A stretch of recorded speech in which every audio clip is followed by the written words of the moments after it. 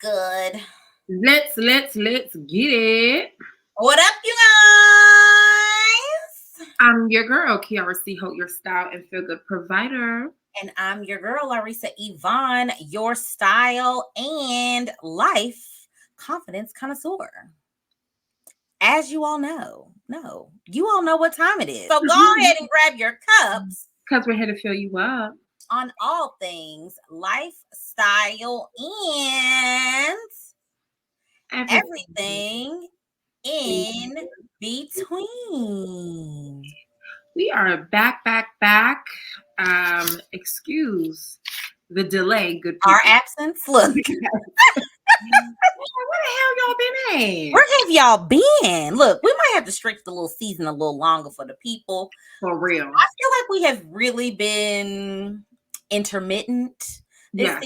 But there's been a lot going on in this season of life, you guys. So it's like season 4 showed up for the podcast, and then the season of life showed up in real life, and we just like we're trying to roll with the punches, y'all. We're trying to look, buy us a coffee. I'm just gonna go ahead and throw that in right now because look, we need it.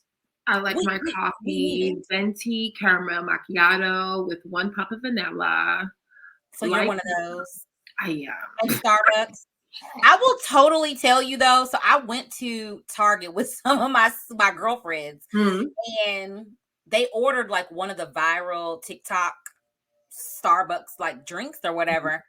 When I tell you that motherfucker was so good, like I was like, girl, send me. She was like, I'll send you the TikTok because it has it written out. So then I found myself in Starbucks like, I want to get a grande. Which one was it?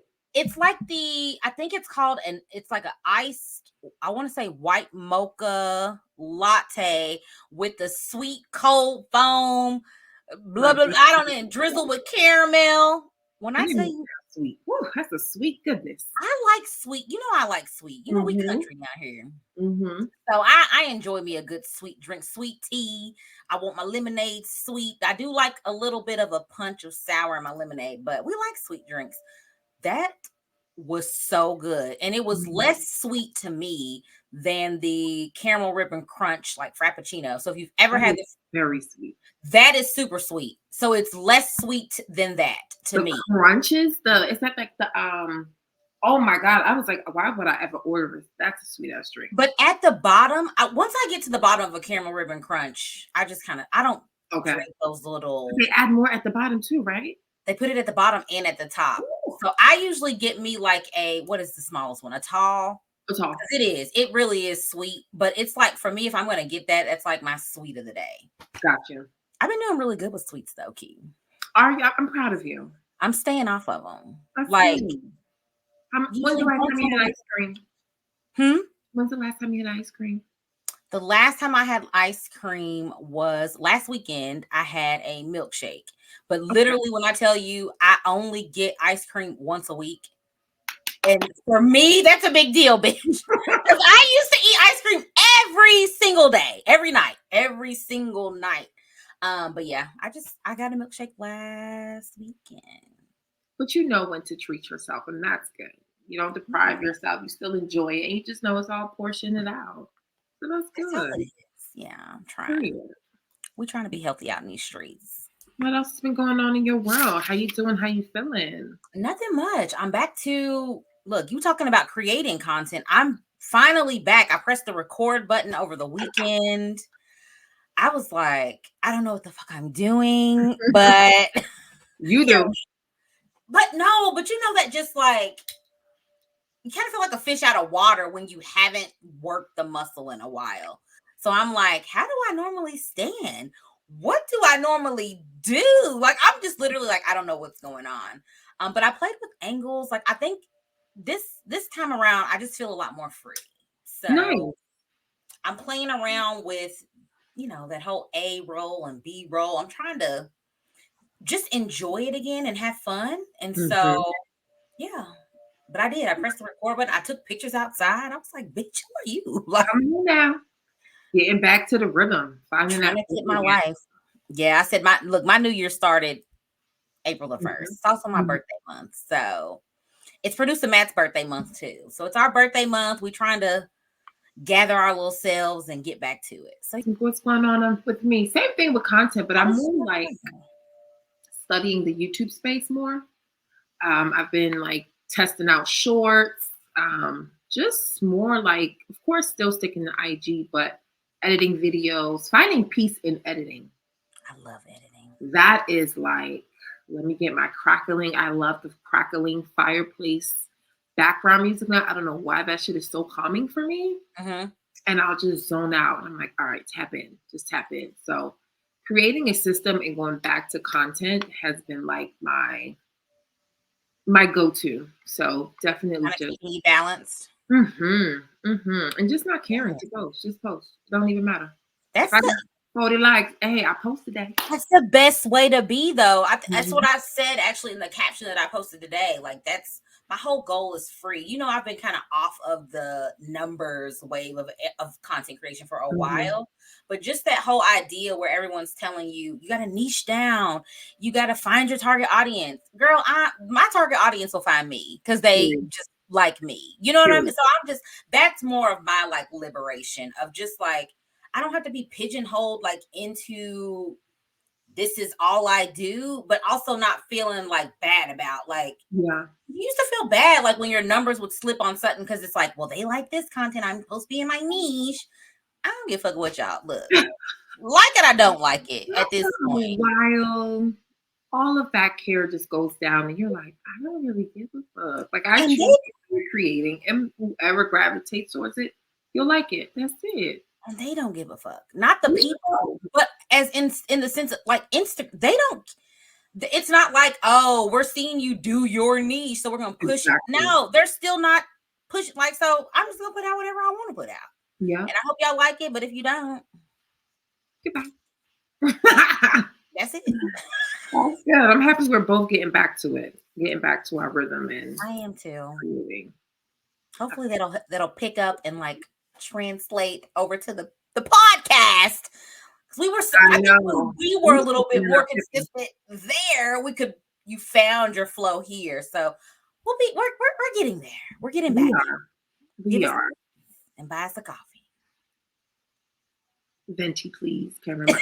I was, I was literally about to make coffee before we started. I'm like, dang, I just been feeling like I think I need to like step up on my vitamin game. Just feeling lethargic, like tired. I'm like, what is going on? Make sure Just you like get your tired. stuff checked too. Yeah. Iron could be a very like, and we be us black ladies. Iron is a real big thing. So making sure you're not vitamin D deficient I and am. making sure, I am Well, very aware that I am anemic. ma'am. Yeah. And you know, when you're like, you got the medication sitting at the pharmacy, and you're like, I need to go to that pharmacy. I need to go because I actually have to take liquid kids iron because the pills are just too darn big for me.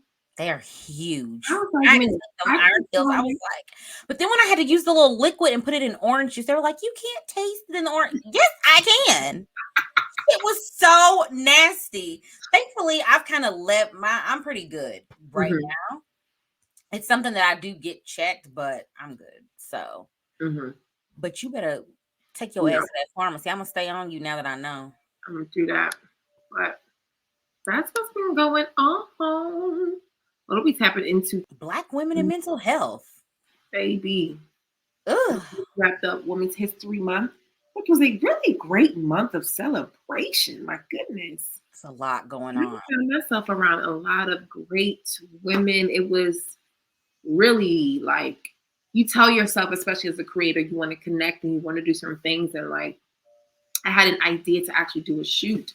And it's just so crazy. Like my last 2 weeks of March, I was able to like go to some fashion events and then help out my friend with like her styling events. So it's like you just put it out there, you set your intentions in the beginning of the month. And now that we're like here, this is the perfect time to be like, all right, what are we doing this month? So Women's History Month was amazing. And now we're tapping into Black women and mental health. I think I called it "You and Your Bestie." If y'all ever heard that audio on IG, where it's like, I don't need a therapist. I got my bestie, and the guy's voice comes. He's like, "You and your bestie need a therapist." I love that. That's real though. It is. I think you can only vent. Look, we can only vent to a friend for so much, so long, or at least when I think about it. But we'll get there. Let's kick it off where we supposed to. I don't want to get too far ahead of myself, but No, you're good. You're good. When you think about therapy, like what are some misconceptions about therapy? to me in the Black community, it's just like you're crazy. I mean, I think that would be like the most common misconception that I think holds at least Black people back from going. And I think that whole idea of things not leaving your household as a Black child, like what goes on in this house stays in this house. And to a certain degree, that when you get older, you understand that a little bit more. But at the same time, it's like when it comes to things that are related to me expressing that, something is wrong, or I feel like I'm having these feelings or these thoughts, it's like we just kind of like sweep that under the rug. We all have that crazy cousin in a Black, like that everybody just thinks he's crazy. No, he probably needs to go get mental help. But that's the label. And so then you don't want to be labeled. You know what I mean? I don't want to be labeled like crazy Uncle Johnny. So I'm not going to admit that I'm having issues that would require me to seek mental help. That's what I think one of the most, at least for Black people. When I was looking at statistics, the numbers of Black people that seek therapy when they're going through something that, you would seek therapy for were drastically lower than our like white counterparts. I want to say it was like 20 something percent, where they are going at more of like a 40 to 50% rate. And I think that's just it. We think like, and I feel like we just hold so much on us, I mean, from life, from where we had to go, like what we had to go through. History has shown us that we have endured a lot, and we've had to, as a society, a mental strength of also just telling yourself, keep going, be strong. It's crazy because did you ever tap into Underground? The show? Yeah. I did. I watched that show. Just binged it again because I love Underground.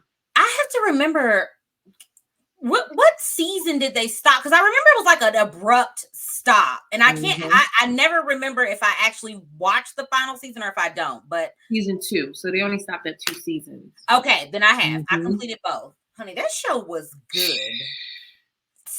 Or somebody should have picked that back up. If I'm I'm still mad that show was not here. Like that show was good that would have been a show I could see when you was watching TV.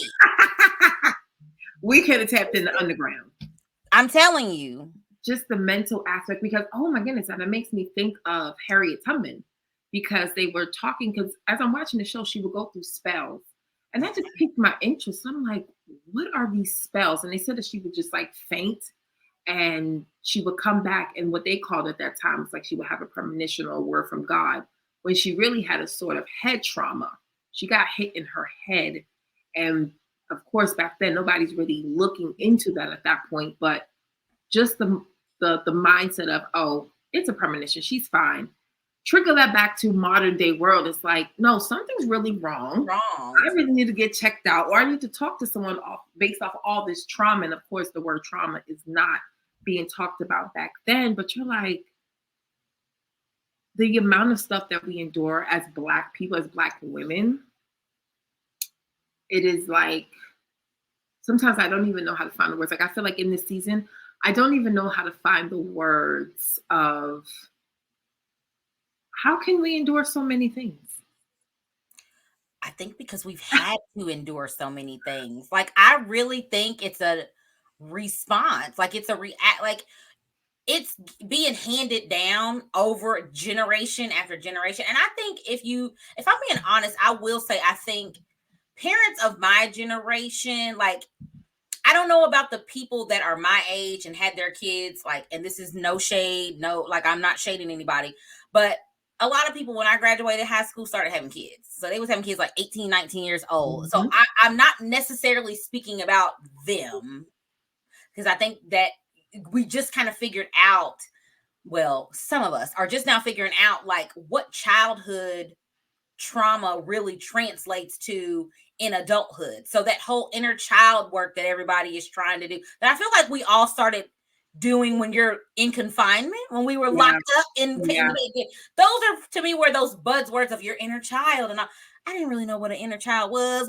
before all of that, but it makes complete and total sense that there is some work to be done there. And I think parents of this generation, when you had, like, I'm 37, Carter is 7, so I'm thinking about that we're trying to like prevent that from happening. You're trying to lessen the blow, if you will. I'm not trying to like overexpose him to just being like thinking that he's supposed to have like these adult reactions and responses to things when he is 7, and I think that's been handed down to us. Like, we get, not saying me, but we were getting whipped and all of this stuff. So you had to learn to literally physically endure pain. And so I think that to think that you come out of all of that and just years removed, your parents, your grandparents, your great grandparents, these people were holding on to that pain and that trauma. And then they had to be strong, and I have to put it on and all of this. And that's carried down. Like, you cannot denounce, I guess I would say, the generational aspect of what all of this has led us to. The whole, like, I talk about it all the time. Like, I told my own parents, y'all living like y'all treating us like we slave, when they would pull out a belt and all this. Look, like, like, did I get tore down for saying that? Yes, get my ass chewed up. But I'm like, y'all operating like a damn slave master. Like, that's what they saw. That's what they knew. That's all. Well, that's what my parents did. Yeah, and that's what their parents did to them, because that's what was being done way back when.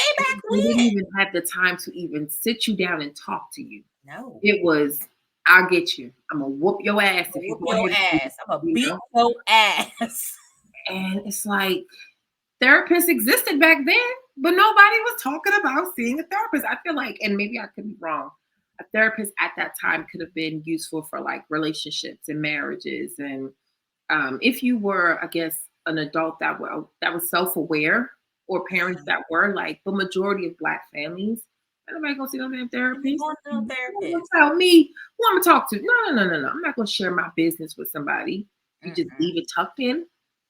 You hold on to those feelings and you live with it. But there's something about living with the trauma, the pain, and you're lashing out on your children. Now, some parents, of course, are worse than the next. And I didn't got some slaps, I didn't had some belts, but my mama knew where to stop. I'm like, all right, I'm not going to put your life down now. So do I. There is I got to find this YouTube channel of this guy that interviews regular people. And I mean, young girls that are like 17, 18 years old, prostitutes, and just talking about having pimps and their experiences. Like, is it Soft White Underbelly? Yes. Girl, I think I told you about that channel like 2 years ago. That shit will suck you in, and you're like, when I tell you it, listen, people, Soft White Underbelly is what she's talking about. It is on YouTube. When I tell you, you can watch that show, and to me, even if you can't see it in your own life or with your own self, you can literally see and pinpoint back to the point, because the way that man interviews and asks questions, Kiara, to me, should be studied at this point, because he gets, I mean, you just want to open up. Next thing you know, the person being interviewed is broke down, honey. Yeah. They're like, he's like, pain. And he's so like, was there any sexual, and he's not doing it in a condescending, it was just like, there's something so gentle about his approach, his voice, and just his demeanor. Oh my God. I'm telling you, if you need a serious like gut check about how generational trauma can affect your kids and their kids and all of these, please tap into Soft White Underbelly. And I personally, for me, and it's not, I'm not trying to say this like in a, I'm happy about it type of way, but like something about those prostitute interviews and they're fascinating. You're just like, this is better than any TV show on air right now.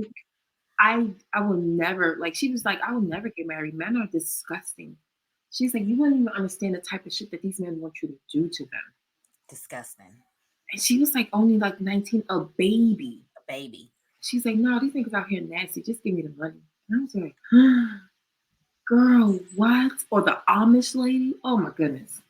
It's so much. It's so much. And it's so, like, again, gut wrenching. And it's just, you need to shift the perspective. You need to see real people, like real stories. Soft white underbelly. Yes, it'll rip you out of your bubble. Really? You know what I mean? People be in these bubbles though, and I think that, especially, I don't think that, I'm not going to say, I don't feel like I think there are definitely Black people that live in bubbles, but I think we go through so much that the bubble has been pierced. And so, look, but for white folk, look, I know we may not, I don't know how many white listeners we have. Y'all definitely, because you'll see, I think for Black people, it's almost like, it's not that it's unheard of for us. We know that there's this whole other world. Like, you travel, for me at least, I go to the west end of my city and you can just see, not necessarily prostitution and all of that. Like, it's out there, trust and believe, but it's not like there where he is in LA, because honey, it's a whole different world. But I'm just saying, I think we kind of know that it exists, but them suburban, like, white people, to me, I feel like they genuinely don't know and understand that these types of living environments and situations truly exist. Not all of them, because I know there's some white people that be from the trap, like that be. But sometimes they know how to hide that shit better. They do. They're the ones that are into drugs, overdosing. What's that? A drug with the M? Fentanyl. Oh, it's in their mess. Just don't showcase it. Crocodile, all that shit. Right. I'm telling you. Look at these. They're rich kids. They're rich kids dying off of drugs and partying and hanging out and all that. To me, sometimes they do that shit more than we do. We be like, all right, we gonna get lit, but we know when to chill the fuck out. They definitely do it more than we do. So when I say that, I'm not saying that Black people are out here on drugs more than, I'm not saying that. But I feel like we see. You see, and we almost, it's like you accept what it is. You see the crackhead at the gas, there's a crackhead at the gas station. We ain't necessarily, like, you may not just be walking up to me like, hey, but I'm not there, honey, terrified. I can go to the West End and be just fine. Like, he ain't gonna bother me. He might ask me for some dollars, and I'm gonna be like, girl, I ain't got none. That ain't gonna be the end of it, like, but I don't know. I just feel like because we know, like, we've seen and been exposed to, like, these traumatic things. And again, dating back, I'm not talking about just recent events. And so it's like, a part of you, I feel like your parents are trying to build up this armor because the world's not going to be nice and da-da-da-da-da.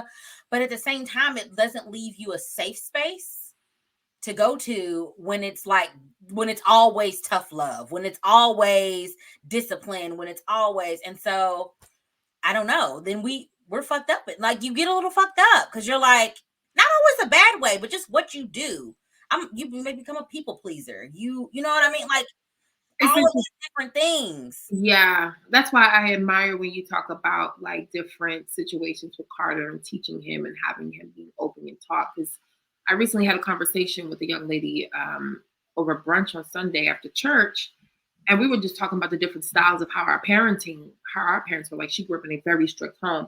I'm not going to say my mother wasn't strict, but she said she had to learn how to, obedience at such a young age that she always aimed to be perfect.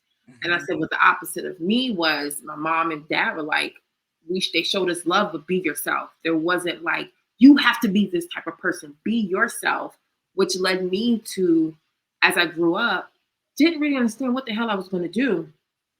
I'm going to school to go to school, but did I really want to go to school? And then she went to college, but then she's like, I'm battling pleasing people and I don't want to please people. And I was just more like, you try that shit with me, I'll knock your ass out.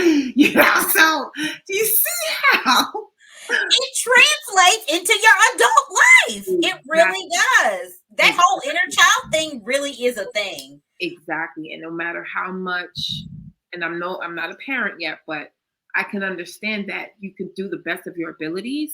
And I feel like us as the kids, we're just gonna get we're supposed to get the main core qualities, but we're not. We're still not gonna get everything because we're still gonna have to go out there and explore the world and really, be attracted to what we like. And it's like as a parent's duty, we're trying to protect you because now, yeah, this world is crazy. The world is crazy as hell. But you can't control what your kid is going to like. That's a battle.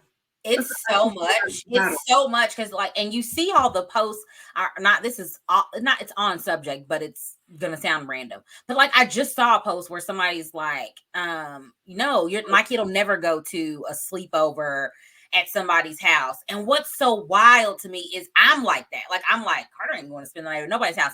But when I grew up, I was able to go spend the night at people's house, and I can tell you with 100,000% honesty. Nothing ever happened to me. Nobody ever touched me. Nobody ever did anything. But it's so you start to think can you be too protective? Because then your kids rebel. I don't know. It's a tough balance. Because the preacher kids, the preacher's daughters will always be the ones out here wiling the fuck out. You be like, girl, you already clutching my pearls. You did this. You took the words out my mouth. So first of all, my mother didn't play that either. We cannot sleep at anyone's house. She was like, hell no. She will always say no. But to your point, I also shared with that young lady, I said, I have two cousins that their mother, my aunt raised them in the church. They couldn't watch MTV. They couldn't watch bad. They couldn't listen to rap. And we growing up in Brooklyn, me and my cousins and I, we were surrounded by that. So when we would go to Baltimore, they wanted to do the things we were doing. Fast forward to modern day, they have ran away. They have given their mothers the most trouble. And we're like, we will never do the things that y'all do. And we're considered the cousins that grew up rough, the cousins that were growing up in the bad neighborhoods. And half the shit that they've done, we have never done. It's wild. You can't put, it's such a delicate balance of, and that's why I think the whole phrase of there's no book, there's no handbook to how to raise a child. Now, I think there are things that we all know are inherently wrong to do. But at the same time, there really isn't. It's about knowing your child. It's about I think my parents, I gave off you can trust me. I'm not going to do anything. And I really wasn't going to do anything, but I was also a little sneaky because it was my parents weren't strict, but at the same time, it was certain things.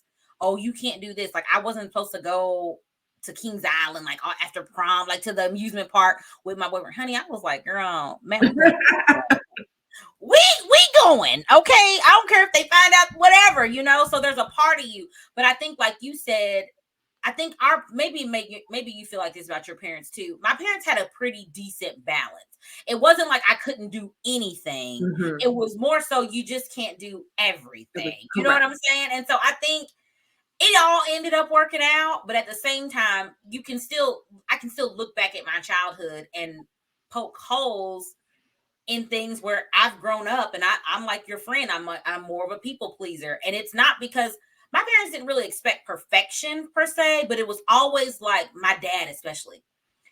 I know what you're capable of. You can do, and so it's I got a C in math because I'm not good at math, but he's like, I know you can at least bring that up to. And so you feel the pressure of, I at least got to try to bring this up to the, and so that whole, I don't want to disappoint people. I was very I don't want anyone to dislike me, especially if I don't know why you did. If you dislike me and you can tell me why you dislike me, and it's I can be okay. But if I feel I don't know why, I used to just be oh my God, why would they not like me? Knowing good and damn well, I don't like everybody, but it was an expectation on myself. I'm the person that everyone should like because I'm a likable person and I'm nice to everyone. And so it's I had to learn to, girl, fuck that shit. Get rid of that. But when I did that work, that inner work, it was that's kind of where that stemmed from. But again, I had to be self-aware enough to know that that's what I was doing it to myself. Speaking of inner work, do you feel what do you feel is an appropriate age for a kid per se, or what's an appropriate age to start therapy? That's a hard question. I think it really just depends on what you're going through. Like we've honestly considered just having Carter go through some sessions just based on, his grandmother passed, like Matt's mom passing away, because he can tell me he's fine, I'm okay, but it's like, are you really fine? Are Yeah. you really okay? And not that his behavior has shifted a lot, but he's just kind of gone inward a little bit. And Is it so quiet?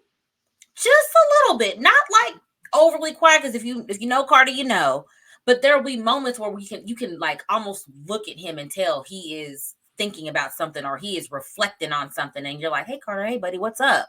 And he's like, nothing, I wasn't thinking about anything. And it's Mm. like, I don't know. So I don't know, like, definitely if you have a child that's gone through something traumatic, not to be morbid or like kind of bring the mood down, but I knew a woman whose granddaughter, she had two granddaughters, that they found out the mother's boyfriend was sexually abusing them. Mhm. I think they may have been like, the youngest one was like 2, and I want to say at the time the oldest one was 4. But they, she like she had to take custody of them, because the mother was off. She was one of them mamas who, I'm staying by my man. Okay, you do that. But the grandmother immediately got them into counseling, because that's something traumatic. So I think if it's something that is as traumatic as that, and again, talking about soft white underbelly, I feel like a lot of those interviews, when he asked them, it's like, yeah, I Yeah. was Yeah. abused and da da. And so I think that starts, because you have to understand that wasn't your fault. You need to understand, like, you didn't do anything to deserve that. It doesn't make you less worthy. And I think doing that from a younger age versus letting somebody live with those traumatic experiences, and then they're like 27 and I'm like, now I'll go. It's not that it's too late, but it's like, let's catch it early so we can try to break the cycle.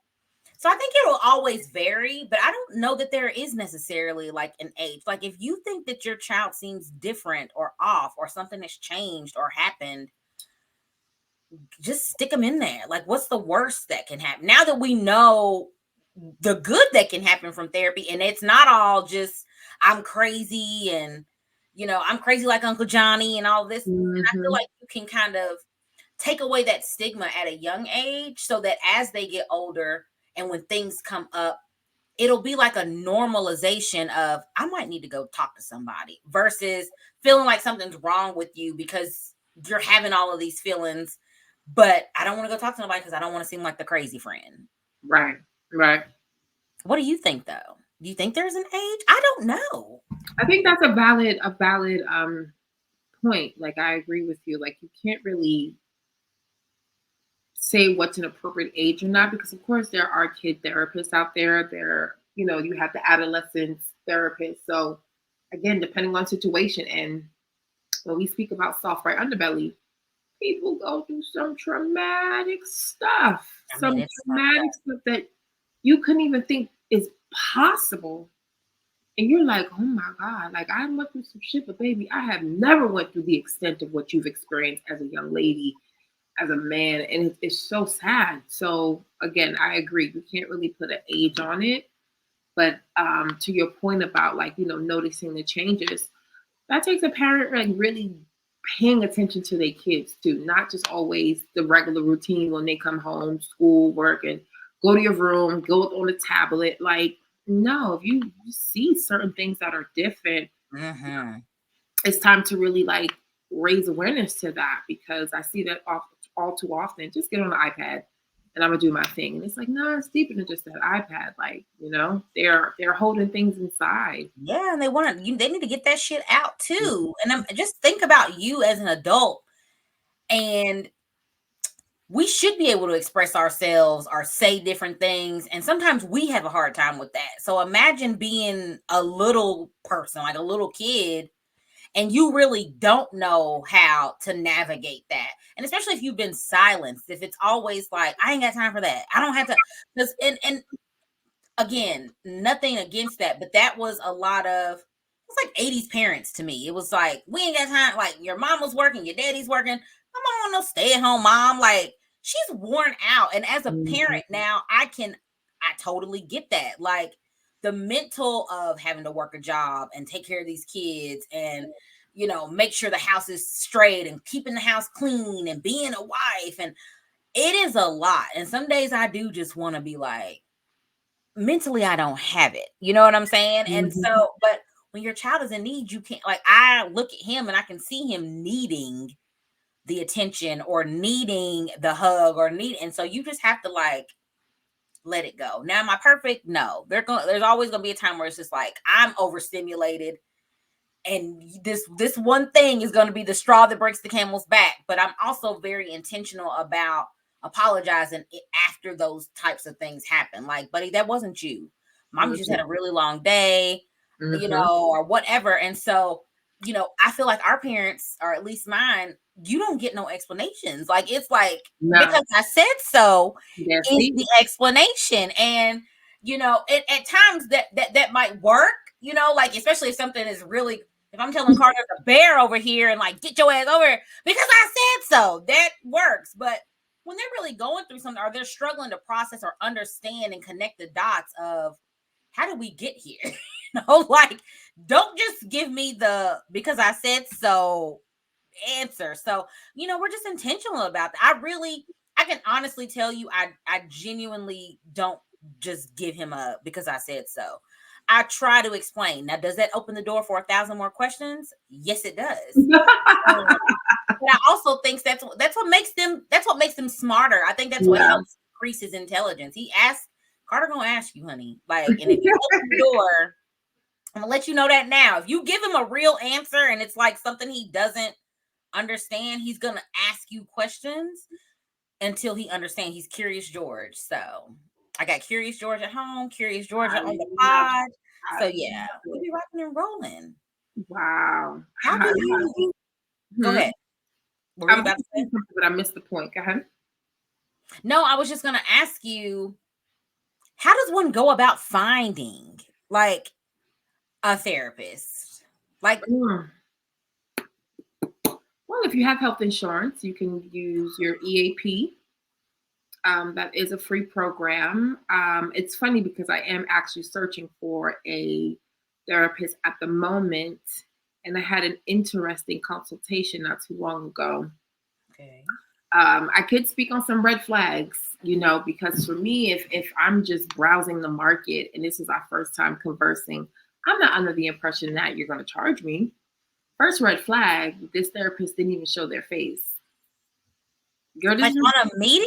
Like yeah. I was She didn't even show her face. And I was like, girl, this ain't a teens meeting. Like, you need to show me, how can I confide I in want you? to open up to you, but I don't want to open up to your black screen. And I'm looking at your, like, your voice moving. I was like, all right, I'm calm. I'm like, red flag number one.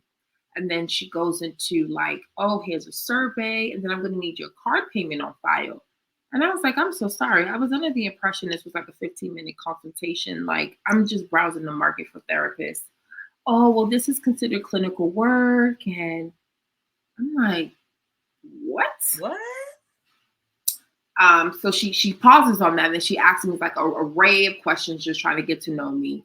And then towards the end of the question, she's like, "Let's book your next appointment." And I'm like, "Girl, we didn't even barely have an appointment now. I'm going with it, okay? I'm going with it." And she goes, "Okay, so then this Friday, I'll also charge your card for another $35." I said, "For what?" What? Are we meeting this Friday? Oh, because mind you, the appointment was 2 weeks after the day that we were talking. Oh, because I usually do payments 3 days before the appointment. I said, I am so flabbergasted. I was like, I'm paying you to do what? You didn't do You anything for haven't me. done anything. So there is a certain way, like, to go about it, because that was horrible. I just canceled that appointment. I was like, there's no way I can see myself Cause using you she as just a sound like she therapist. in it for the money. Girl. So make sure when you're looking for a therapist, they are on camera. Okay. And if you have the ability to go in, I think that that's always still a great way Option. to option to have that one-on-one conversation. But um ask your friends to see if they're in therapists, if they would like recommend their therapist. I have a few friends that have recommended like Black women because it's overwhelming. There's so many therapists out there, and after that experience, I haven't even like continued searching because I was like, what the fuck? It just be seeming like I hear stories is all I'll say of one and dones because of things like you're talking about. Like it just wasn't going to be a right fit. And so it's almost like one of those things where you just kind of have to keep trying Mhm. stuff on. Like you just got to keep trying them on until you find the right one. Yeah. Um, and I think there are definitely like if you are experiencing something where you need specific type of help, like therapy, like you talked about earlier, marriage therapy or whatever, like there are some therapists out there that specialize in certain things. Yeah.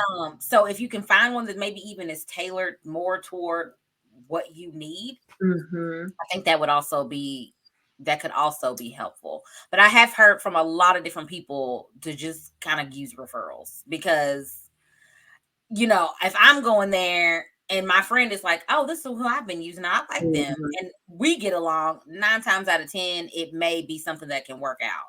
It won't Exactly. always though. So you just gotta kind of try them on. Exactly. Yeah, I've only experienced one therapist, and it was crazy. She helped me through like the traumatic experience through the accident. We started out with as a family therapy at first, and again to that point of just like the Black family, where you have parents that have never experienced having a therapist. That's new to them. You're just going in to talk, but once you're in that room, now the therapist's job is to break down the thought process, to break down the experience. Tell me how you really feel. And a lot of people are just not ready to feel certain things. They're just Mhm. not ready. So that's why it's so important to like know that this is what you need. Like I really need to talk to someone outside of my circle. And unfortunately, my family wasn't ready for that. But Stacy and I remained with the same therapist. And I think we stayed with her for like a year or two. Shout out to Miss Wanda, man. And when we, finished our work, she pretty much told me, she was like, I don't think you need me anymore. I And think then, that's beautiful too, because yeah, it's like to me, it's like, we can get all wrapped up in being like, this is all not that they're your friend, but like I just need to go to vent and they can da da da. And so I think it is important for them to kind of say, I think you've made it to the point where hmm you don't need me anymore. So hmm instead of just continuing to take your coin, like old girl was trying to do. girl. And she was like, um, she's like, a lot of girls want to stay with me. She said, but I feel like it's not fair to the other girl that really needs me. And I was like, I love that. Now I want to go see Miss Wanda. Hey, you need a new patient. You need some. go ahead. She's like, you're finding your own solutions. I was like, you ain't gotta leave me though. But she really said that, and I was like, that's real, because I would want anyone else to experience what you've provided for me. So, You said something though that kind of stuck out, that sometimes people go to therapy, not saying that they're forced, but they go before they're really ready to kind of make that commitment to be able to open up to see mhm, to get the benefits from therapy, like going to therapy. And I think that's something else that I think people will go and then they're like, oh, it wasn't for me and it didn't help me and da da da da da. But it's like therapy is one of those things I feel like you have to be like, you have to do your part and being open and completely honest with these people. And that whole idea of, I don't know who this person is, and I'm about to sit here and tell them you have to find that, like, be able to turn that off. Because if mhm, you can't turn that off, you're giving surface level information. So you're never going to get to the root of, you know mhm, what I'm saying, of what is going on. So, when you're watering a plant, you need that water. It has to get all the way down there in them roots for everything to kind of grow. When you're only kind of hitting that surface level, they're not gonna be able to get out of you what they need in order to help you. So I do think it's very important for you to say, it ain't for me. Did you do your part? Like, did you open up? Did you, therapy only works if you meet the therapist halfway, because the therapist can't pull anything out of you. They can ask you specific questions to continue trying, but that's still with the information that you're giving them to know the right questions and just the things to allow you to think about. But um, I have a friend that, I told them that. I was like, if you're not ready, don't go. I mean, you can always walk in and say, I'm just nervous. This is new for me. I'm sure there are millions of new patients that have done that, and the therapist knows how to navigate that. But if you go in with a closed ear and you just already standoffish, you're not ready. You're not going to take the process seriously. You're not going to do. It's not going to help. That's the biggest thing, is it's not going to help. But speaking of that not helping, so we all have our friends, and I said at the top of the hour, like, you and your friend need therapy. Have you ever been in a situation where you realized or recognized, like, okay, this person is dumping a lot on me and I'm not really qualified to give back? Do you just kind of sit and then become their listening ear and be like, I don't really know what to do? Do you say anything? Do you like suggest therapy? I feel like it's a tricky spot. So what do you think? What's your take on that? I've learned to start saying that. Before I didn't. Before I felt like I'm wearing the friend cape, I'm going to listen to you. But when your load is heavy, baby, I'm already all to the flow. Baby, I need to take some weight off my own motherfucking bed. So I'm gonna tell you this right now, boy. This plate is full too. You can't really hear. You're trying your best, but sometimes your mind is like, yo, I can't even help you right now because my mind is elsewhere. And I think it's a responsible answer. Like, especially if we're talking about, for instance, like a relationship, and that friend that talks about the same type of drama with her man, and we know that this is like a toxic cycle. To some extent, I don't even want to hear it no more, even if my load is heavy, because sis, you know the answer. We're talking about the same thing now. I really can't stand those. I'll just be honest with you. Like, I can probably get through a whole lot more than that. Then if you're gonna be coming to me about a nigga that you've been coming to me about for the last 17 years and you ain't done shit about, bitch, look, I don't care about you or him. EAP, relationship therapist, not me, baby. You need me, okay? Because I also found that I'm here like pissed off. I don't know about you, but I'm like, now I'm mad. Why do I need to be upset? And he ain't my nigga. Like, you start getting tense, you start catching the my back hurting and shit. Like, what is wrong? Why am I physically impaired because of you? At that point, it is not healthy. You're going to need to call IAP too. And then you don't want to talk to him anymore. Like, it's like you almost start, or I did. Let me just be, I can't speak for Key, but I will avoid, like, girl, she only called me when it's about this. So I'm not answering the phone. And then I start to feel like, you see, oh, you ain't been texted, girl, because I know what you texted me about. Exactly. Those type of people, and it doesn't always have to be just towards a relationship, but those people that are always calling to dump, they need to check themselves. So what I've learned, again, because I've had to over communicate, and sometimes I don't make it as though, like, if I'm telling someone, you guys don't know, I will have like 4 people that can call me, because I am a great listener and I know that people can confide in me. 4 people that have already dumped on me. And I'm like, I started here, but now I'm like here. I don't need to tell you who's called me in everybody's business, but I now vocalize that. I'm like, sometimes you all don't know how many people call me in a day with their problems. And I want you to pay attention to what I'm saying. Now I'm talking in subliminal messages because I need you to catch the drift. Catch it? Did you catch what I was saying? Because or do I need to speak it a little bit clearer for you? When you're like that comfort level for them, and you're that person that they call and they have to stop themselves. When I see somebody stop themselves and say, how are you? Because you heard me the first time. Because I'm not doing that with you no more. That's why it's so important. Even if you catch my drift, I'm going to give you catch what I just said. And when I see them catch themselves like, oh, I'm talking about me too much. Promise you it happens. Oh, okay. I don't say anything, but I'm like, you're aware. Because in my mind, there's no way, and it recently happened. I'm not going to put this person out there. Came to my home, much love. But when I say I had already had like a hectic week, day, they came and they just poured and dumped and dumped and dumped. And I was like, how'd you not check yourself? They just start though. Like, there's no war. It's almost like like you said, there's no like, Hey, like at least fake me out a little bit. A little Hey, bit. have you been, girl? The next thing we know, it's been 4 hours, and we still. Whew. Well, I hope I wasn't struggling. I hope I wasn't going through anything because I'm going through a whirlwind of shit. And I'm like, I'm in the fire. It's fine. It's fine. I'm the dog in the fire. It's fine. And I'm just like, have a good day. Get the hell out of my house. People can't make this up. You said it in the episode. People gonna be people now.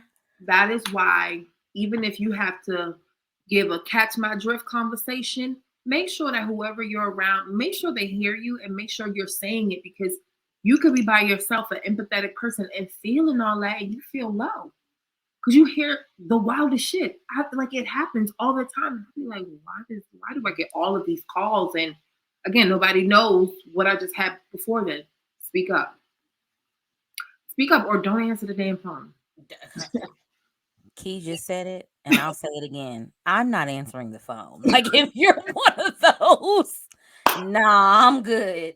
And now I be having, I got a whole family, Carter, so I'm sorry I missed the call, but it's a lot. It's a lot when it comes from your family. It's a lot when it comes from, girl, it can't, like, again, not to put anybody out, but in a way to put them out.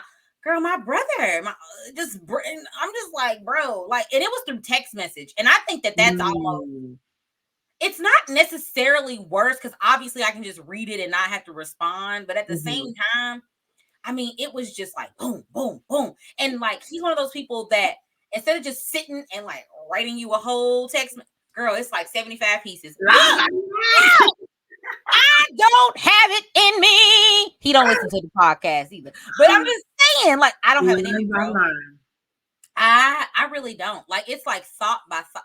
Sir, I told Matt, I was like, I ain't got it in me. I'm just, I don't.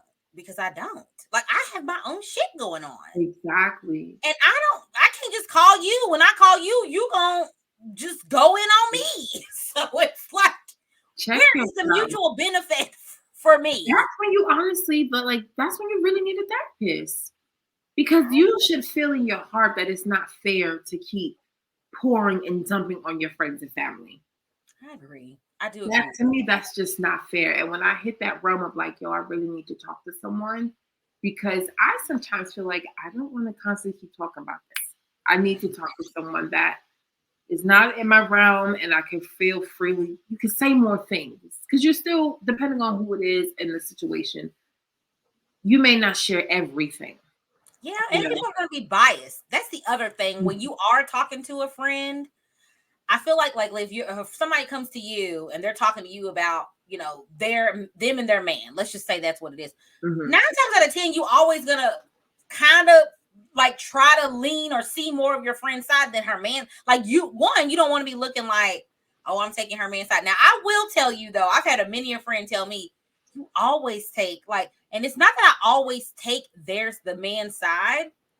I've said this before. I think differently. Like, I almost sometimes, not all the time, but in a lot of ways, it's like I have not an intuition. It's just like I can see things from the other side.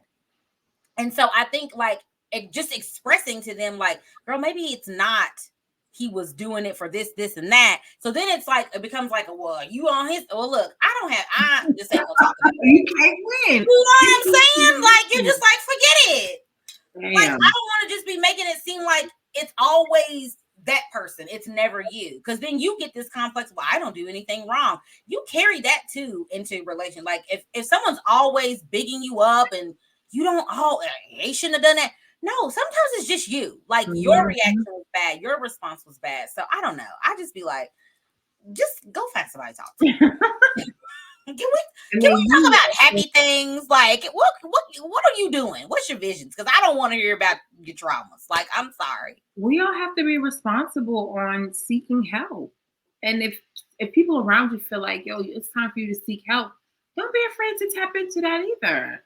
Like, sometimes you may not seek it and people are like, you're not the same. Like, something is off. Sometimes we don't realize it, but I think if we all have some type of openness to just seeking that help, it'll just help us be more balanced. You know, Mm-hmm. you already endure so much, and I think just having that outside person to talk to. So I'm like, I'm going to keep looking, as you said, just keep searching because that was a weird experience, and see what happened. I hope you find somebody and find Yeah, someone good. yeah, same. I may look for someone younger because Miss Wanda was older. Mm-hmm. So someone younger is what I'm seeking. A black woman. I'm manifesting her in her mid 30s, late 40s, or mid 30s, early 40s. Um, yeah. Do you think this is just a random question? Do you think Miss Wanda was so good because she had so much, not just therapy experience, but like life experience? She said she was older. Do I you think think so. that that makes a difference in a therapist? Because not only am I have been, trained to be a therapist or, certified or gone to school or whatever you Mhm. do, but I've also had lived experiences or I've been doing this so long. I've worked with so many different. Do you think that that could like make a difference in the quality of therapy that you get? Or is it just, you kind of cross your fingers, hope for the best? No, that's a really great question. I think because yeah, she was Miss Wanda at that time had to be in her like 50s, 50, late 50s, early 60s. But it was her tone and the way that she would talk to you. She didn't make you feel like I think we joke like, yeah, I could be the auntie, but she like the cool auntie. Mhm, She's the cool auntie that makes you comfortable and you can joke around with her and still be yourself, but you still show her respect, mhm. but she would ask you questions and you just felt that comfortable, like an older spirit telling you, all right, let's talk this through. So I think that was, because we started out with family trauma and then on to just individual therapy, and she was still able to maneuver through both. Mhm. And that was very, very admiring. So I think so. So trying someone new and younger, that's going to be different for me. They may also have just like different ideas, not necessarily different, but like perspectives. Hmm. So I think it'll be.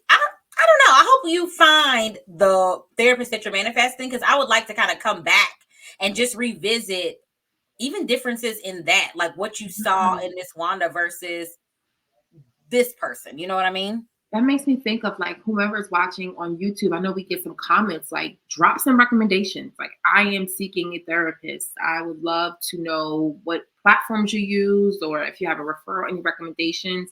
If you're listening as well, head on over to our YouTube channel and I'm seeking. I'm really open to it now. When it hit me, I was like, damn, I think I need to go back to therapy. And you don't feel it. Like you do the work and you're just living life and you get the components that we talked through, but now the season of life I'm in is like, yeah, I need to talk to somebody. That's self awareness, though, and I think you Mhm. should be proud. Like to me, you should be proud of yourself for that. Mhm. Because again, we talked about this ad nauseum at this point, but just the stigma that comes with the thought and idea that I need help, I need to talk to somebody, and maybe my friends aren't the right people anymore for me to continue talking to, and I really need that professional. Just you saying that shows your self awareness, and Mhm. so a lot of people don't necessarily do that. Like I said, Yeah. it was like in the 20% for Black people, not just women, but Black people that would seek therapy in these when they are experiencing like a traumatic event. So kudos to you. I'm proud of Thank you. you. Thank you. That's a super low number. It That's is. low. Especially if you think about the tragedies that we're probably facing and enduring on a daily, not just in not just talking about like media and social media and what you see going on in the like in your own life. Like I'm Mhm. sure you're enduring things. So that is it was I didn't expect it to be that low. Yeah. If it's like 20 something percent for Black people, what's the number? It made me Yeah. think what's the breakdown of Black women versus Black men? Because the number itself is already so small. We ain't out here doing the work we need to do. No, we out We here just throwing it under that. the rug, throwing it under the rug. Let every black family what they do, and Dumping it on your friends, like you said. okay, and that's why these shows, these platforms, that's the good side of social media, just opening the floor for people to have real conversations are so important to watch. it's healthy. It's healthy and it makes you think. So, have you ever sought out a therapist? I have not, to be completely honest. It is something that I think about more so now, not because I'm like going through anything, but just so that I can be more self-aware, even though I think I'm a pretty self-aware person. Um, but I don't think it hurts. You know what I'm saying? And so I've really considered just to see. You know what I mean? Like I'm a big mental health advocate. And I say this to people all the time. I've said this on here before. I probably should have sought mental, like a therapist or something like that when I was going through postpartum. Mhm. But thank by the grace of God, you know what I'm saying? And it's like I'm not saying that I know everything, but I really did research things to kind of help me get through it. And I mean like professional thing. Like I was really I was curious Georgia at that time, if I'm being completely honest, just about what is going on with my mind and like what can I do to like get out of these different things and why are these different things affecting me the way that they are. And so I did a lot of soul and inner work. I can say that I did that in my own way, but I really do just to keep everything and just to see like maybe there are some things about myself that I don't haven't uncovered and could be better about. And so I thought about it, like Do seriously considered it over the last, I would say, year.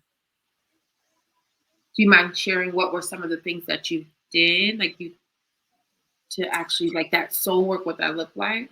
For me, it was I am very big, and we've talked about like journaling and writing things down. So what I started with was just more so writing down my thoughts. Like I would just kind of like just write. And I'm talking about a lot. And just like how I was feeling and what triggered me and made me feel this way. Like what happened. I didn't know the word trigger. I'll be honest at that time. But what happened right before that made me feel the way that I felt and just different things like that. And I think just asking myself, like I would kind of literally kind of sit down and be like, okay, so this, like when you start writing about how you feel and what things make you feel these different ways, you start to see patterns and trends. And so I was picking up on things. And so then I had to start what you keep saying, speak up, like talk and say, like, so I would notice that I felt like I wasn't enough. I felt like I wasn't a good mom. And I felt like, but why did I feel this way? And a lot of things it would be like Matt or somebody, I'm not going to just single him out, but he would say something to me. And the way I would interpret how he's saying it would make me feel like, oh, you're not doing that good enough. You're not good enough. You're not da da da da. So I had to like verbalize to him and say, I'm fine with you giving me feedback. I'm fine with you telling me like I did something wrong, Mhm. but I need for you to say it in this like in a way where I can receive it without feeling Mm. like you are condemning me or you know what I'm saying? And so Mhm. it was little things like that's just one example, but I'm telling you, I would tell everybody to just write down I don't think enough people really and truly just write down things and what happened, how did I feel? If I felt uncomfortable in a situation, I had to do that with like friends. Like I Mhm. would come back from things and just kind of be like, this is da da da da. Da. And then you start to overthink, like, is this really happening or is it just me thinking it's happening? And so then you start to pick apart yourself a little bit and say, well, why am I always taking things this way when, is it me or is it really this? So it's just really doing work. It's really kind of not trial and error, but trying to do these little things to figure out where is this stemming from? Da da da da. Ugh, the people pleasing and the disappointment The work feels so uncomfortable. It and feels so overwhelming. messy, but it's kind of like starting a new job. You're not going to know everything in the beginning. Your first month may be so overwhelming because you're like, I don't know these people. I don't know this role. What you asking of me? You want to quit. But come the second month, come the third month, it really is like I can't, like, that's probably why I got so much damn gray hair. Because it's nothing new under the sun. We just have to work at it. Just gotta work it out. Gotta work at it. And it's so uncomfortable. I get it talking about your feelings. And again, we talk about soft white underbelly, like you have to talk about what you've experienced that could be heavier than the next. That's not easy. But if you just look at the long-term goal, like because I had that first round, if I had never went through that traumatic experience, I don't think I would have gotten a therapist. I don't think I've ever thought of seeking a therapist. It wasn't something in your realm. It's not, you don't see other people, especially in your family, doing it. And so I don't know. You have to do, I'm not going to tell you to go my route, because I feel like the route that I took, that is strength. It took so fucking long though, too, because I'm trying to, do as much as I can do. And I do have friends that are therapists. I have friends like psychiatrists, like, so you can kind of like ask questions without being like, I'm going to sit in your chair type of thing. Yeah. But it really is work. And like Kiara, like I had to really get comfortable with being uncomfortable about who I am. I had to get uncomfortable about being honest about things that I felt like that did something to me. I didn't get hurt, molested or anything like that, but there were things that were happening or that I was experiencing that translated into why I'm doing certain things as an adult. And so really kind of doing that work, that shadow work, that inner child work, that soul work. I don't know how you get there, but I will say it probably took me a whole lot longer to get through than if I would have just sought therapy. So yeah, and I'm not against it. And I tell people all the time, I don't suggest you fight it on your own. Like go talk to somebody. Like, and thankfully I had a supportive husband too. Like once he realized like, oh, this is like a real thing. Like she's really, it was like it clicked for him too. So it was like, okay, I have to be able to meet her where she is. You know what I'm saying? And we'll figure this out. He never pressured me though. My mom, no one ever pressured me like, go get help. Something's wrong with you. But honey, your girl the shit was, I didn't know if I was coming or going, girl. Like, I did not know. I didn't know. It's so important to have that support. Like, man, it's so important like that some people don't have it. And then you really got to push yourself. Like you pushed yourself. You had your own therapy. Like you had your own sense of therapy in a way. Even if it wasn't like a professional, you were doing therapeutic things for yourself to get better. It was wild. It was wild times. I ain't gonna lie to you. It was wild times. I'm not gonna say I don't recommend anyone do it, but if you have the means, to me, there's just nothing wrong with it. And I think at that time it was just like, I was convincing myself that it wasn't that bad. You know, like we talked, like I'm not that bad off. And it wasn't like I'm not crazy. It was just like, you can figure this out. But I think it took me a lot longer to figure it out because I was figuring it out somewhat on my own. So don't be afraid to seek help, y'all. There's nothing wrong with it. Agreed. I think that's the cup of inspo. Don't be afraid to seek help. There it is right there. I said, I am seeking. So don't forget, y'all, leave us a comment on the YouTube. Let Kiara know if you have a referral or a service that you've used, a website. I think the only one I really hear about is that BetterHelp, but I've seen a lot of mixed. Same. So if y'all got anything outside of BetterHelp, let your girl know. Let your girls know. What is the iced tea of the week? So before we get into the iced tea, I feel like we can talk about some tea that's still piping fucking hot. Okay.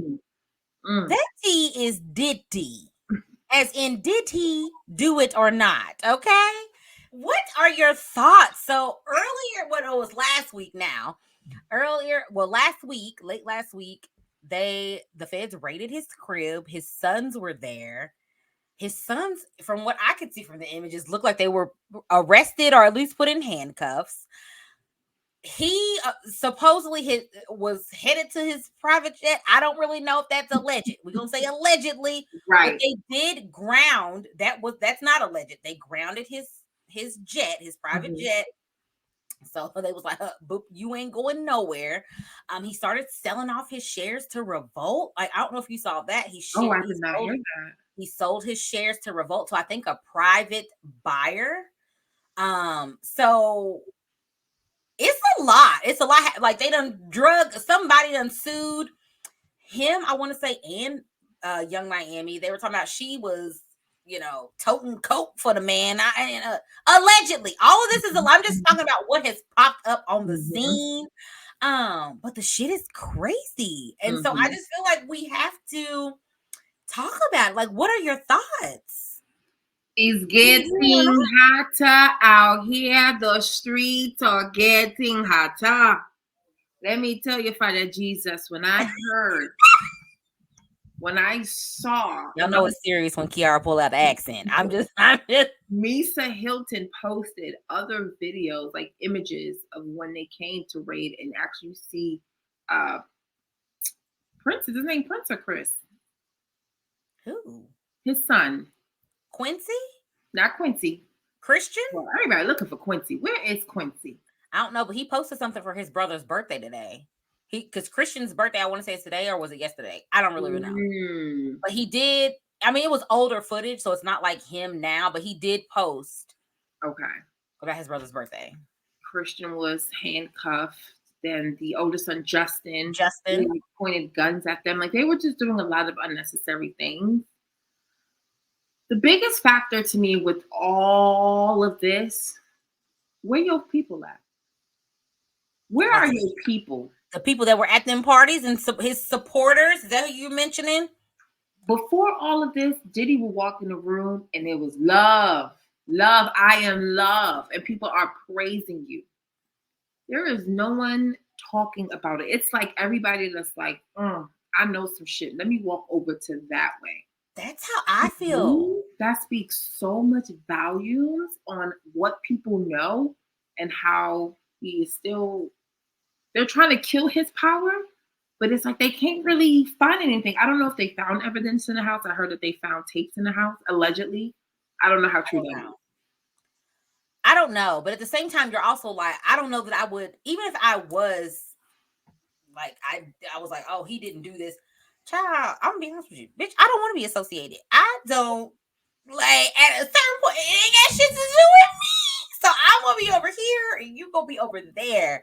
But ain't that crazy people that fuck with you? Isn't that like kind of crazy? It's crazy, but at the same, girl, when you get charges like these and the things that have come out about, like, that's on your name. Shit, what that he's been doing, you don't want to be associated with that. Like, even if you did know, you don't want to be associated with none of that. But I do think it speaks volumes. I will say that though, because it's not like you don't hear people out here just like, oh, Diddy would never. People were supporting Jussie Smollett. People were tweeting free Jussie Smollett. Not Jussie. That idiot of all idiots, and no one is saying shit about Diddy. It is just Diddy memes. It is shitting on Twitter on Diddy. It's just worse after worse, and none of like his high-profile friends are saying, "Yo, he's innocent." Anything. Honey, when they said when the internet took on No Diddy as like hey, No Diddy, you know the public is over here like, well, shit, that nigga did it. Like, okay, like. Public we ain't gonna be saying that. And so I don't know if you watch the Mace and Cameron show. Matt does. I do not, but he's always telling me all about it. And so he's like, I mean, Mace is just, Mace gotta know where some bodies are laying, where the dirt is. And so everybody's just like, so Matt's like, I'm just, him and my brother, my little brother, they're just like, I can't wait to read Mace's tell-all book because this nigga gotta know. And so he said, so now he's on here talking about, he'll be saying something, no Diddy. And I'm like, see, Mace, you're messy.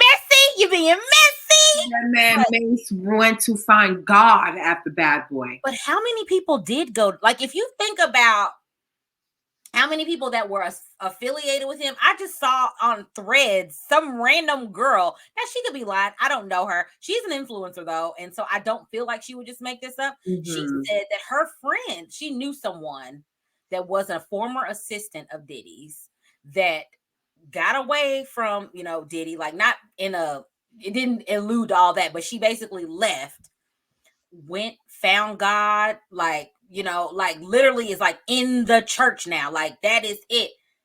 And a lot of people are saying that. They brought up the whole Meek Mill, which I didn't go back and listen to the words or anything.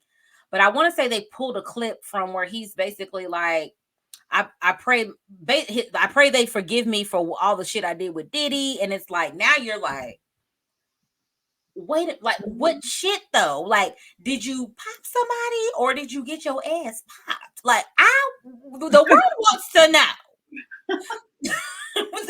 We now want to know. Oh God, that just hit me. What is going on? It's a scary world. It's a scary world where you want to keep up with the Joneses, where you want to be down because you think that this is the lifestyle you want to be in. There's some nasty people out there. Disgusting. To me, I cringe because I'm like, why does it have to be like sexual, disgusting things? Like, my goodness. But then you think about the R. Kelly documentary. You think about the parents that were like, yeah, we went backstage to see R. Kelly. We let our daughter, our minor daughter, go backstage to R. Kelly. That celebratory, like, you're freaking mad. I think what was so wild about him, at least Diddy has somewhat kind of gone into obscurity. I do think that I saw where someone was recording him at an event with, like, I didn't even know the nigga was going out to events at this point, like, just your black ass at home. But apparently he was like out somewhere and like was kind of alone. Like you said, nobody was fucking with him. Nobody was talking to him and he just is kind of there. He had a drink, but it was like, he's brother love. He was just in a corner, just there. And so I don't know.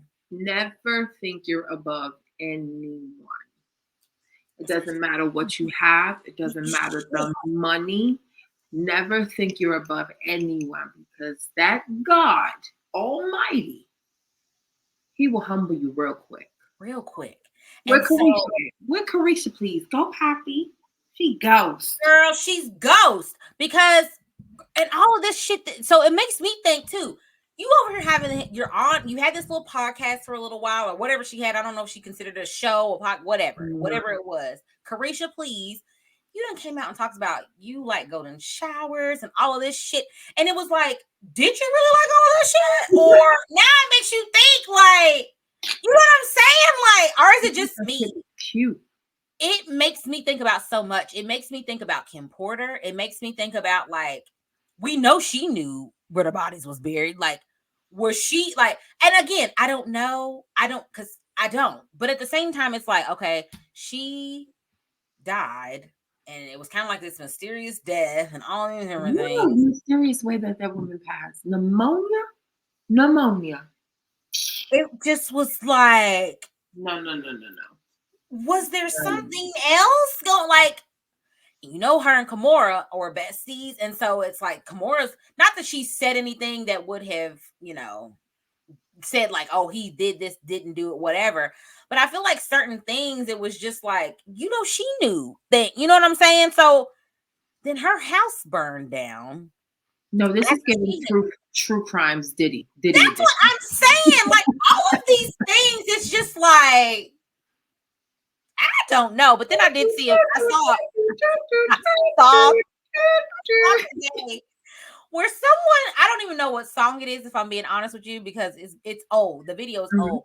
But it's the video where like all the black cars are driving up to him and he's like boarding his jet. It's a music video.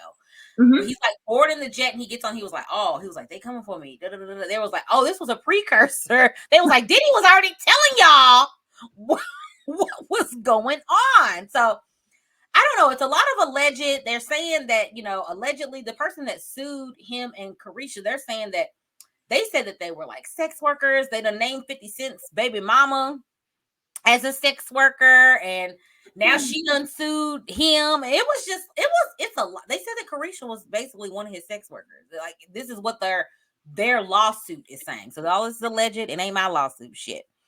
I think his name is Lil Rod. Is that his name? I don't know. Rod Wave? Not Rod Wave.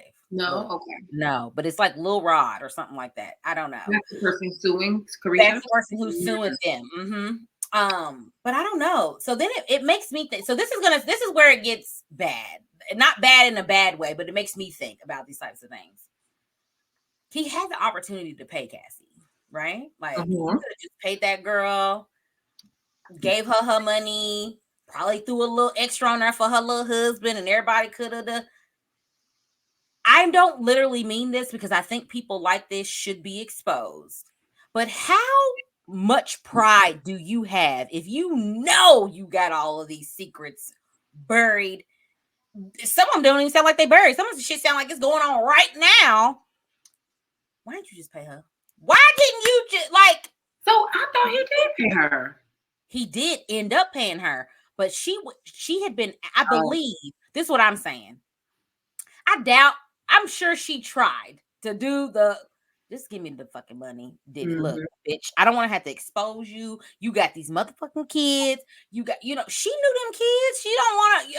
I am sure there were conversations, maybe not between her and Diddy, but between some lawyers that were going on, and this nigga didn't want to pay up. So then she had to file that damn lawsuit, which is what blew the shit up and opened. Then you try to pay her.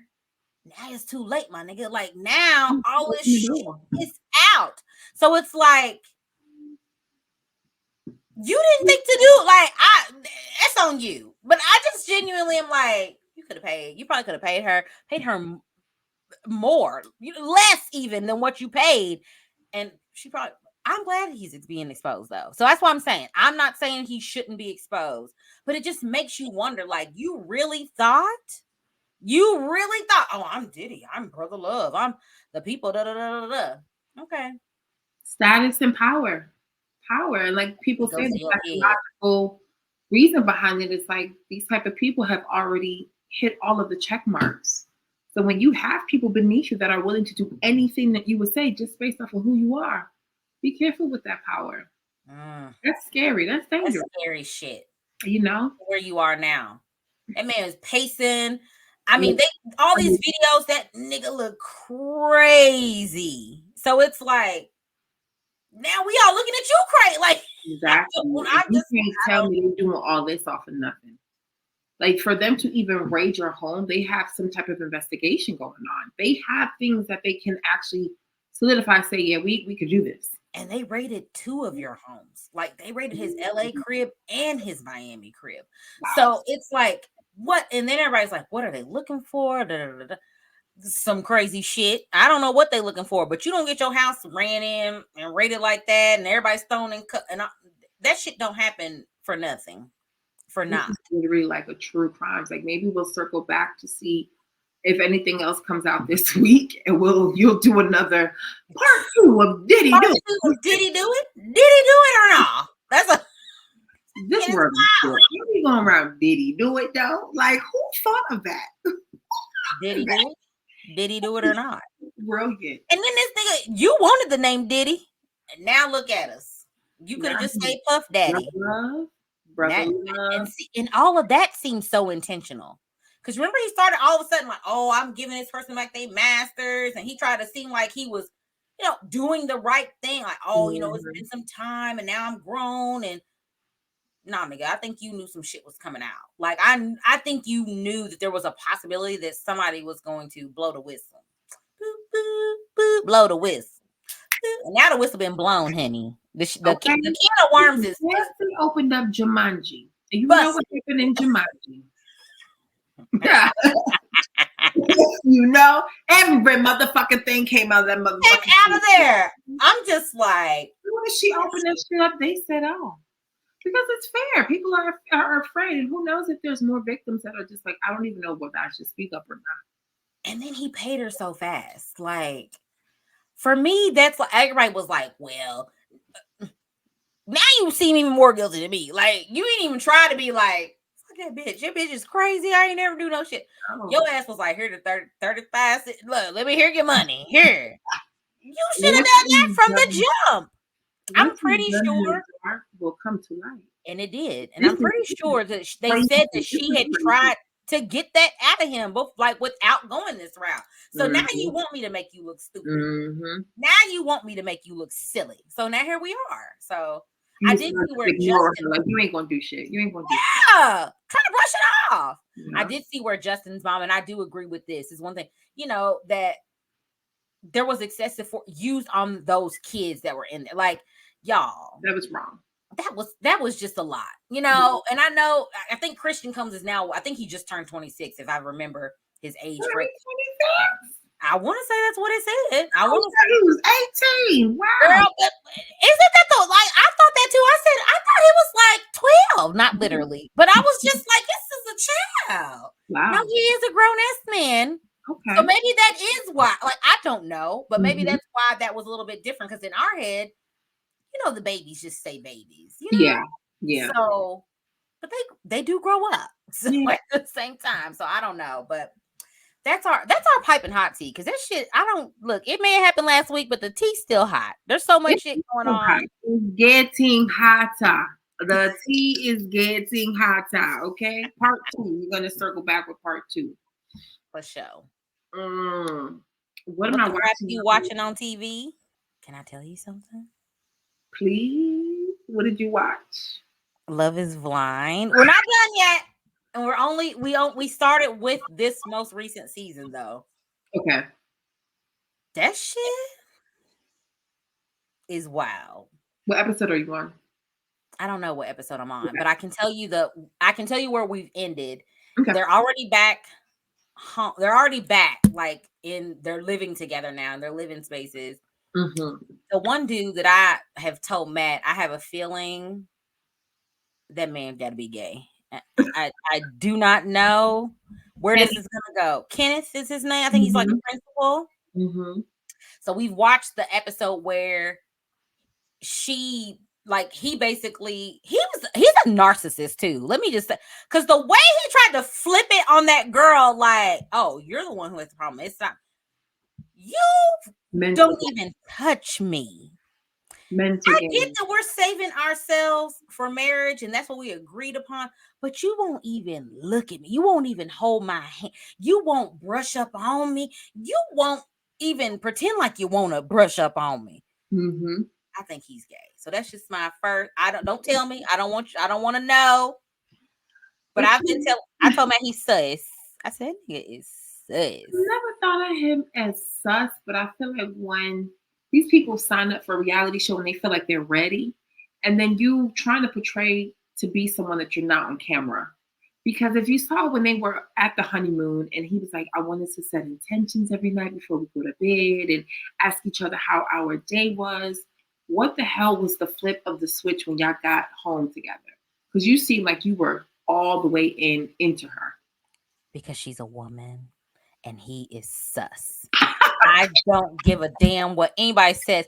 Even when they met each other, when they first met, I was like, okay, maybe he's not as attracted to her, because to me, he had no chemistry. Now, granted, the one couple, they get on my fucking nerves.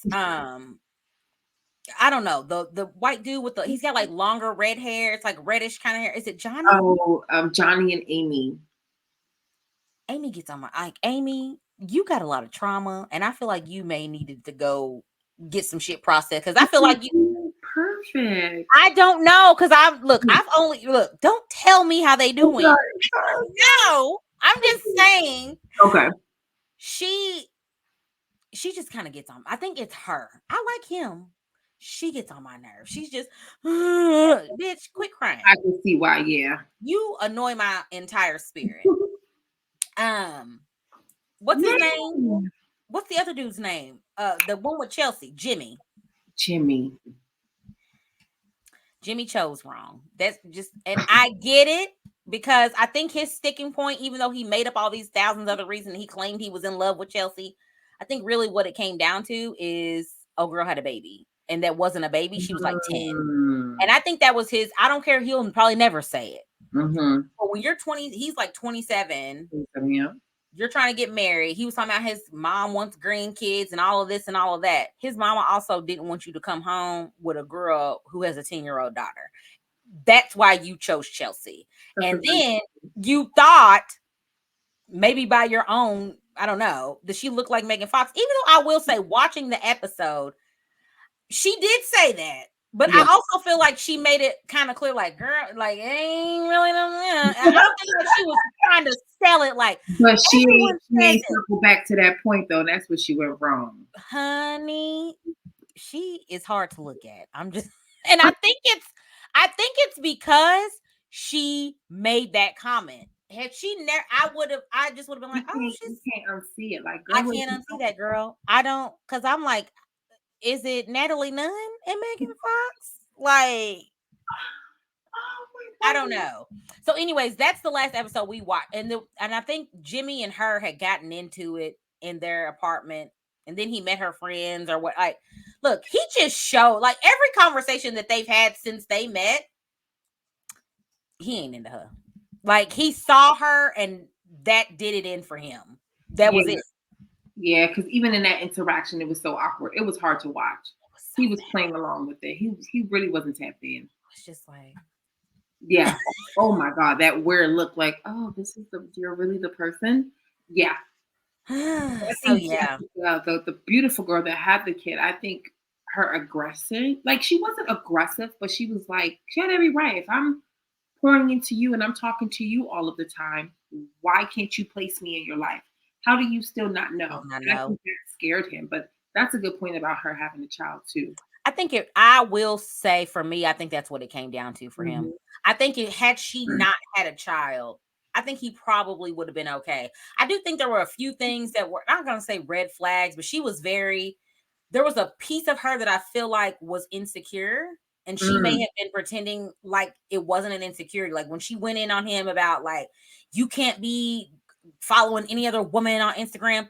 And I don't, you don't need to be looking at other women. And it's like, maybe it's just not me though. Maybe that's not the type of woman I am. Because bitch, I'm secure enough to know I don't give a fuck who you looking at. Exactly. What you gonna do? Anyways, but we did start Love is Blind. So I thought I would share that. I'll let you know when we wrap up and we can Awesome. really go in. But Clay and oh girl too. I don't know. I'm not gonna say anything. Also, that Matt guy, I thought he was a serial killer. Girl, he was crazy. And she was crazy for him. I was like, girl, you just know that man is white because there is no way that the way he shifted the energy with the other guys. He was so off.